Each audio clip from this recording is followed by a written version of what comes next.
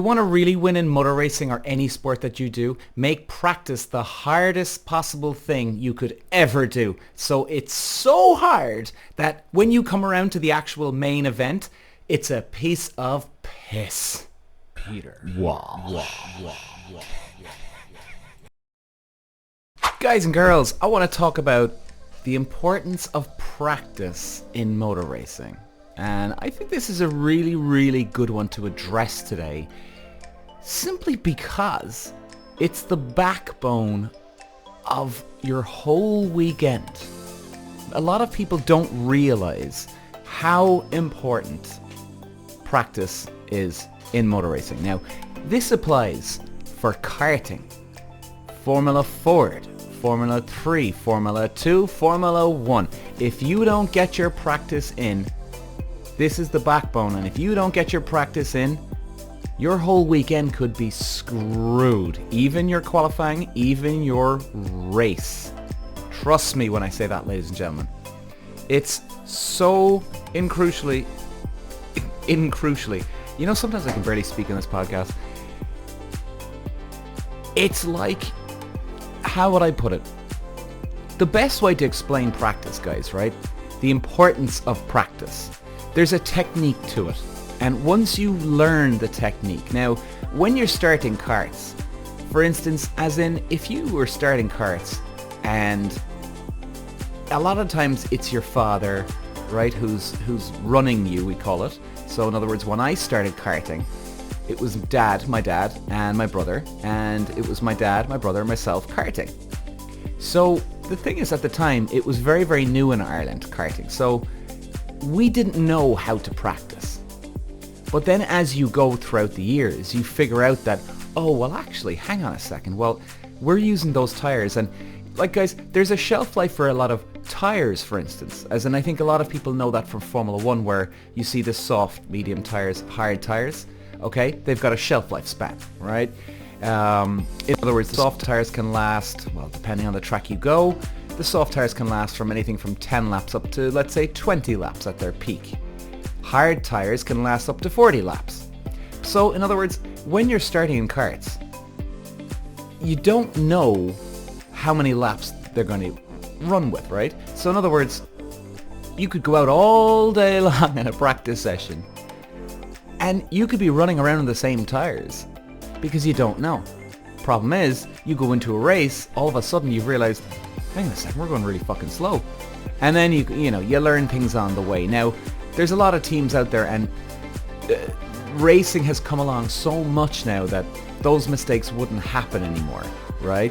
But I'm just trying to give you a comparison, as in, it's things like this that set your whole fucking weekend up.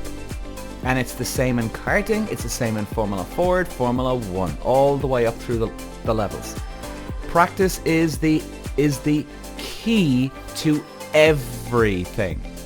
Now, when you go practicing, for instance, I'm going to bring you back here now to Zandvoort in Holland. That's where I used to practice my, not my best, at my most. Because when I got to, like, I was racing in karting all the way up to Formula Ford, then I was racing in Holland, Luxembourg and Belgium. Then I went on to Formula 2000 in America and Canada. Problem is that the practice was very, very limited in America and Canada. So you just had to, when you're getting in that car, you had to be fucking on. And I mean on. So the thing is, when we go back to looking at Holland, that's where we really got some good practice in. And what we used to do is we used to arrive up on a race week.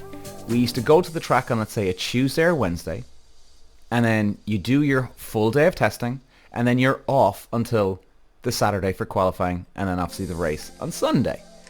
But the thing is, number one, you see, you can't push the car completely in practice. Now, you can push it every now and then and go for a fast lap and everything. That's cool. But in general, you don't want to be pushing. I mean, ideally speaking, if there's any driver worth his fucking salt, he's going to be pushing at 80% in practice. He's not going to go to 100. He'll keep it at 80. Now, why would he do that? Makes a good question, right? Why in God's name? Surely be to God you want to be the fastest out there all the time. You see, there's a couple of tricks of the trade here too. Number one, this is a big one and this is a weird one. Make sure you don't crash the car in practice. Especially if it's at a race weekend. Like even for the Formula 1 drivers now. You see, again, it all depends on the race weekend setup. So the Formula 1 drivers have the practice on the Friday, maybe the Saturday, and then they're qualifying on the Saturday. Or if it's a sprint shootout, they have got one practice and then the qualifying on the Friday. So they're coming straight from practice into qualifying. Now, in many ways, they've got to push the car to some degree. So I would honestly reckon, yeah, I can't see that they're all doing it. I mean, you do see that the drivers do go faster in qualifying when they go instead of practice. Now, yes, the track's getting faster, of course. But it's not all the time, guys. You've got to be so aware. Number one, don't crash the car. If you crash the car in fucking practice, well, God, especially if it's car racing. Karting can be a lot quicker to fix your kart, right? Karting can be very in and out. But for cars, the whole car could take you up to fucking 10 hours, right? I mean, it depending on what happens. I mean, it just depends on what happens to the car. It could take overnight, right through into the next morning, even the fucking day, because one thing can happen, right? Let's say you have a big crash in a car now, and you could take off the front, right and left, wishbone's gone, tires gone, brake discs gone, fucking everything, okay? So what happens here is that you bring the car back in, right? The team have got to inspect the car to see if there's any bent chassis or cracks in the chassis. That will be a very, very vital thing. Again, now look, if you do end up smashing your car in practice. So now the team would be looking at, okay, let's get it on the flatbed. Let's make sure it's all level, okay? They'll get up onto the stand, and they'll literally go around the body of the car, the chassis of the car. Is there any cracks? Because again, it can be disaster with this stuff. And making sure there's no cracks, because if there's a crack forming in any part of the chassis, it's going to get worse. It's kind of like, now look, it probably makes sense what I'm saying, but I'll just give you a comparison. I mean, a crack in your chassis, it's kind of like having a slightly broken leg, but you keep walking on it anyway, right? So, you know, you've just, the smallest break you could get, enough that you're, okay, a little bit in pain, or you're in pain, but yet you're still walking around the place. Now, what's going to happen if you keep walking around? It's going to get fucked, right? It ain't going to get any better, because it needs to fucking heal and rest, right? So the chassis is kind of like your broken leg and broken arm. You gotta fix it instantly. So the team will be rushing around, or not rushing around, but you know, they'll be under pressure to get these jobs done. So not necessarily rush around, sorry, wrong choice of words there, but they'll be, I mean, they're on the clock here. So they've got to be so focused, making sure, checking out, fucking torchlight in the car, fucking checking underneath, possibly taking off the bottom tray. I mean, a lot of stuff that could be going on. Now, okay, let's say they pass, right, there's no cracks, guys. Now they gotta start rebuilding the front wishbones. And by the way, that's no easy task. It's awkward. Now, you've gotta, you know, insert them back in to the side of the car. You gotta get the nuts and bolts back on. Grand, okay. It's a bit of a pain in the ass. It's not the hardest job, it's a pain in the ass. Brake discs, that can be a fucking nightmare. It's a bit of a job, because you gotta get all the brake lines assembled and get them connecting back into every other part of the fucking car, right? You gotta cable tie them back in. I mean, it's a fucking nightmare. Then you gotta put the tires back on, then you gotta go to the other side of the car. Now, of course, in Formula 1, they've got mechanics for each side of the car, so they're lucky. They can definitely attend to one side and get stuff done a hell of a lot quicker. But I mean, guys, I can tell you this. Do you know when you see when a Formula 1 driver has a crash? and they kind of close the awning. Sometimes a crash can be so bad that the other driver's mechanics have to come over and help the number one driver. So in other words, example, let's say Verstappen has a big crash and there's a couple of hours to go before qualifying. Now it's a fucking, oh dear God, all hands on deck. All of a sudden they'll bring the car right back into the garage. They'll close it off so no cameras, nobody can see what they're doing, right? They just want their privacy. 100% understandable and respect that. Of course, who wouldn't? You could literally have Sergio Perez's mechanics jump on board and get Verstappen's team and car sorted. This happens a lot of the time. Again, it depending on the scenario, right? So now after when you rebuild the car, let's say, and again, by the way, this isn't one of the worst crashes that you'd have. Like, this isn't now an engine rebuild again, or putting another engine in because something cracked and all four corners of the car are gone. This is just, let's say, the front end, right? I'm being generous on this one, by the way. But this is a hell of a job. So, you get the car back on the flatbed, okay? Car's straight, everything's back on ground, all four wheels are back, and... Oh, and by the way, I'm sorry guys, I jumped forward, excuse me. Before they put the wheels back on, if they're putting on the wishbones on the front, rebuilding the front end, then you got the brake discs, and this is what I was trying to say. The brake disc, then you've got to bleed the brakes, okay? You've got to make sure that there's no air in the brake line, so you've got to be getting somebody in, either the driver or mechanic, into the car, pumping the brake, right, up and down, getting all the air out, which is it can be a bit of a pain in the ass, right? It's just another job that you don't want to be doing on a fucking race weekend, especially when you're under pressure. So then you've got that. Then you get, okay, let's say maybe your throttle pedal's bent, your brake pedal's bent, God knows what else is bent, but we'll just stick to the front corners, right? But again, you know, this shit starts to add up, guys, right? So no, let's go forward. Car's on four wheels, back on the ground. What happens next? Now you got to reset the handling of the car.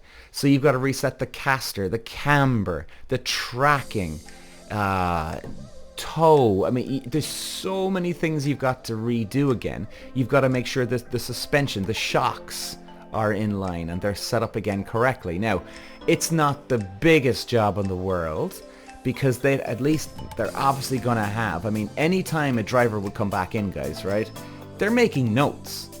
So in other words, let's say the shocks, okay, suspension in the car. When a car goes down to the direction of the ground, it's called bump. When it comes back up to its original position, it's rebound. So imagine a spring, guys, okay? You compress a spring in your hands. Now, when you're going down, it's not in its natural position because you're squeezing it out of its normal, natural position. That would be bump in a car. Now, if you let go and it goes back to its original position, that's rebound. Now the thing is, you see, this is very crucial, the suspension and the shocks, because bump will make the car dip to the floor, and then rebound will make it come back up again.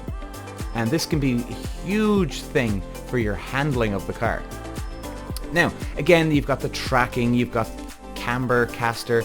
There's so many things that you've got to get back on again. And tell you guys, this shit takes work. This shit takes work. So, hopefully that gives you a bit of an insight. Now, in fairness, most of the Formula 1 teams, they've got so many people as a resource to jump on board if they need to, that they always do a really good job, in fairness to them. They really do. And normally you'll have a bit of time anyway before, like, okay, they only get an hour before practice 3 and qualifying, which sucks because if you do crash your car, you're pretty fucked at that stage. You know, if you do have corners come off the car, like you're done. But I mean, normally you'll have the one practice on the Saturday before the qualifying, but you'll have the 2 practices on the Friday, and to me, that's where most of your work is done. Because the last thing you want to fucking do is crash the car on a fucking Saturday. You push it to, I'm saying 80%, Maybe you push it to 90%, but you see, it doesn't matter if you push it to 100%. Most importantly, you need to figure out what's going on with the handling of the car. This is everything, okay? A comparison, and maybe this is a good comparison or not, forgive me if it's not, but like practice is like a chef preparing his food before he cooks it. Qualifying and the race is cooking the food, and practice is preparing it. You know, do you put enough seasoning on it? Is that too much? Because if I put too much seasoning on there now, okay, you know what, now when I put it under that heat, it's gonna fucking blow up and burn off. I mean, chef cooking can be very technical. I'm not a big chef, but I know enough. I like to cook my steak and shit like that, so I know there's a bit of technicality behind it and method. But I mean, you don't want to be pushing too hard. And if anything, you might go, sometimes you'll go to, let's say, call it 95%, but even at that, you might even let off the throttle. You don't want people seeing what you're up to. That's the third part here. So number one is making sure you don't crash. Number two, getting the setup right. Okay? Sorry, not number two. But the setup is hugely crucial to everything you do in practice. I'm kind of getting all over the place, aren't I, guys? I'm forgetting stuff. Jesus, but I'm not forgetting anything. Don't worry. It'll come back to me if I do. It's been a late morning this morning. It's been a rough morning. So it's very, very important that you work on your setup in practice. Now again, this is if you do not crash, because you need to make sure that, okay, is my car balanced? And this is what this is all about, guys. Balance in your car in practice. Is it balanced on the soft tires? Is it balanced on the medium tires? And is it balanced on the hard tires? Very, very important. Now, if there's any driver pushing flat out, and I mean fucking flat out in practice, like as in like he's putting in a qualifying lap, well, it's not good. It's not good. There's no need. You know? There's no need. Because one would hope that, yes, they're going to push, right? Of course they're going to push, but one would hope that they've got a bit more in their tank when they get to qualifying. You know? You don't want some guy going out in practice, putting in a lap and that's it. That's all he has. You know? Like, qualifying is for when you really dig fucking deep and pull this lap out of your fucking ass. Okay? And as well, the practice would tie in as well with your training. Right? I think practice is very, very good for your training. Like, the best training you could have, health training and body training for Formula 1 is actually driving the Formula 1 car, or any karting, Formula Forward, Formula 3, 2, 1, whichever it is. That's the best training you can ever get. However, the drivers are limited with practice, so they have to go to the gym, and they do a lot of sim work as well, which leads into our sim work, even in practice or after practice, again, depending on the setup of the weekend, okay? So maybe before the weekend, they'll do a lot of sim work. Now, in other words, kind of like having a computer, right? But it's obviously hugely advanced than that. But if they're having their own computer that's very, very realistic, well, as realistic as it can get, and they'll get an idea of the track. They'll get the smoothness, the flow, the gear shifts up and down. Okay, what gear am I? Oh, right, okay. And then it's just second nature to them after that. Then it's very, very easy to get into the rhythm once you go on a sim. Now, they might even go back onto a sim, depending on where they're located now in the world, but they might go back onto a sim again after practice. And again, like I said, depending on the structure of the weekend.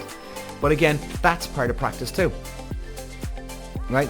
And it shakes the cobwebs off, it gets the nerves off, it gets the adrenaline going, it gets the driver in the mood, it gets him warmed up, ready for fucking battle by the time qualifying one comes. So practice is It's everything. And even for me back in Zandvoort, again, that's where we really had the best practice, is that I used to like to do a lot of laps in practice. Not because I was going slow when I was trying to push. It was, I wanted to do almost more practice laps than I would do in qualifying or the race. Because if I can keep it at a consistent pace in practice. Now, the key to being quick, guys, is consistency. It's not about pulling in that one fast lap and then you're really fucking slow 9 out of 10 laps. It's being 85% fast 10 laps out of 10. I would rather that any day of the week. Of course, I'd much rather 90 or 95%, but I'm just trying to give you a comparison here. I'd rather be consistent every goddamn fucking lap, day in, day out. And if you can squeeze, and do you know what, something? This is actually kind of a good trick for you if you're training for a marathon or something. If the marathon is, let's say, I'm throwing out an example here. Let's say there's a 10-mile marathon.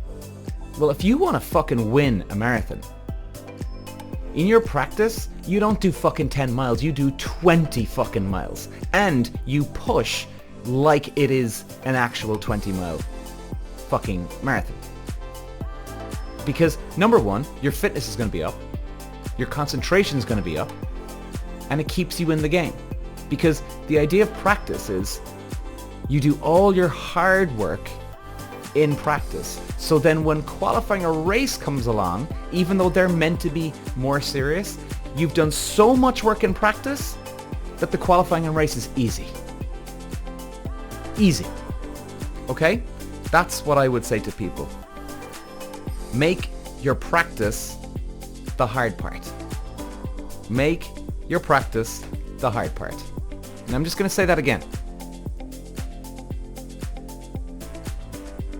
If you're training for a marathon, if you're training for motor racing, whatever it is, make your practice the hardest it can be. So by the time you come around to the actual competition event, it'll be a piece of fucking piss. That's the goal of practice. That's what you want. That it gets so goddamn easy. Practice was so fucking hard. This is a piece of piss. And mentally, you'll be even more prepared anyway. A lot more prepared. So that's what I loved about practice, is that you needed to really focus in, because then you've got all your preparation done. You don't have to think about stuff more. It's all about practice, guys. So I think we'll leave it there. And by the way, guys, hope you're watching the Formula 1 this year. And it's interesting to find out, because I actually do, when I do have time, I watch the practice. I unfortunately can't get to every one of them, but I'm always all over the qualifying and the race. But I'll obviously always check the result. But I'd always like to watch the practice, because I like to watch what they do, the skill, the craft that they have, what are they working on. Because there's also fuel levels as well, guys, that they be experimenting in practice. So the point is this, before we close off here, I would never ever consider practice, oh my god, Hamilton's fastest. Forget it. Forget it. Don't pay attention to it. Even if Hamilton is fastest in practice, he may be fastest in qualifying. Sure, maybe. But that's not where you do your lap. So, guys, thanks very much. And by the way, we're going to be doing the importance of qualifying as well, and what happens in a race too. So stay tuned, guys. We're going to have those episodes coming out very, very soon. And thanks for listening, guys, and I'll see you soon. Ta-ra. Peter Walsh.